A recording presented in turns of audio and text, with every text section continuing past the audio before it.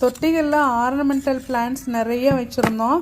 அது மெயின்டெனன்ஸ் இல்லாமல் அது அப்படியே வேஸ்டான மாதிரி இருந்தது. அதையெல்லாம் தூக்கி நிலத்தில் வச்சுட்டு இந்த தொட்டியில் இருக்கிற மண்ணெல்லாம் நம்ம தனியாக எடுத்து வச்சுட்டோங்க. அதுக்கப்புறம் இந்த தொட்டியில் அடியில் கொஞ்சமாக மண் போட்டுட்டோம். இந்த தொட்டியில் இருந்த மண்ணையவே ஏற்கனவே இருந்த மண் எடுத்துருந்தோம் இல்லைங்களா, அதை போட்டு நல்லா கலக்கி விட்டுட்டோம். அதுக்கப்புறம் இந்த தொட்டி இதே மாதிரி எல்லாம் ஒரே நேராக இருக்கான்னு சொல்லிட்டு அரேஞ்ச் பண்ணிவிட்டு அந்த அடியில் போட்டிருக்கிற மண்ணை நல்லா கிளறி விட்டுட்டு இதில் மக்காத இலைக தான், காஞ்ச இலை தலைங்க, ஆனால் மக்கில் அதை ஒரு லேயராக போட்டுட்டோம், நிறையாவே போட்டுட்டோம். அதுக்கு மேலே பார்த்திங்கன்னா திருப்பி அந்த தொட்டியிலேருந்து எடுத்து வச்சுருக்கிற செம்மண்ணை போட்டுட்டோம். இதுக்கு அடுத்த லேயராக நல்லா மக்கி போன இலை தலைங்க ஒரு பக்கெட்டில் போட்டு வச்சுருந்தோம். இது ஏற்கனவே ஒரு வீடியோலேயே கவர் பண்ணியிருப்பேன்.